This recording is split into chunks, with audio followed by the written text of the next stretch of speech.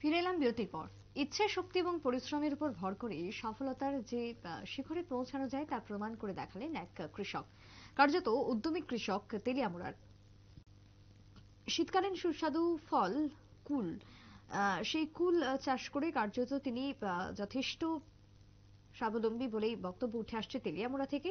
এবং সুমিষ্ট এই কুলের রাজ্যে যেরকম চাহিদা রয়েছে, বহিরাজ্য ব্যাপক চাহিদা রয়েছে ক্রেতা বিক্রেতাদের মধ্যে।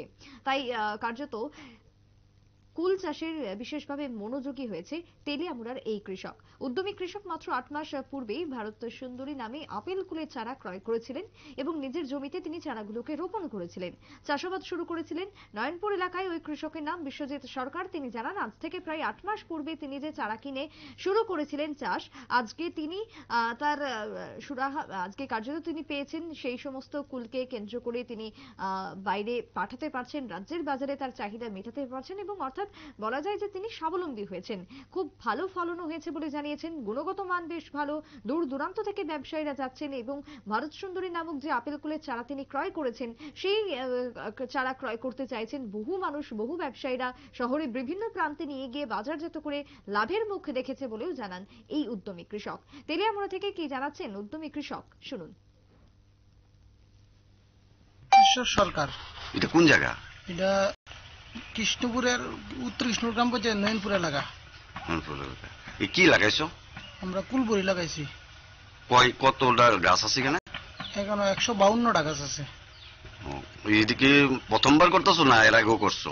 এর আগে আমি করছি না, আমার যেটা তো ভাইরা করছে, আমি এবারই ফার্স্ট করছি। এটা কি সম্পূর্ণটা নিজের টাকা দিয়ে না সরকারি সাহায্যতা? না না, আমার সম্পূর্ণটা আমার নিজের ব্যক্তিগত টাকা দিয়ে। কত টাকার মতো খরচ করছো কেন? আমি এখন অব্দি 45,000 টাকার মতো খরচ করছি। একটা গাছের মধ্যে কেমন ফলন হয়? অনেক গাছে তোমার যদি ভালো ফলন হয় 25-30 কেজি যায়। আর অনেক গাছে যদি কমায় 8-10 কেজি যায়।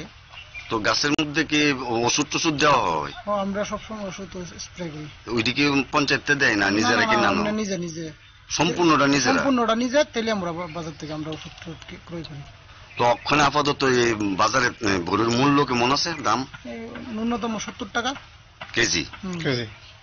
তো এটা কি শুধু তেলিয়ামুড়াতেই বেশি না অন্যখানে? তেলিয়ামুড়া বেশি, কল্যাণপুর বেশি, মোরচরা বেশি, তুতাবাড়ি বেশি, পাইকারি আর কি। চারাগুলি কইতে আনো? চারাগুলি আমরা কলকাতা থেকে আনি। তোমরা নিজেরা গিয়ে আনো না? না, আমরা নিজেরাই আনি গিয়া। একটা চারা কত করে পড়ে?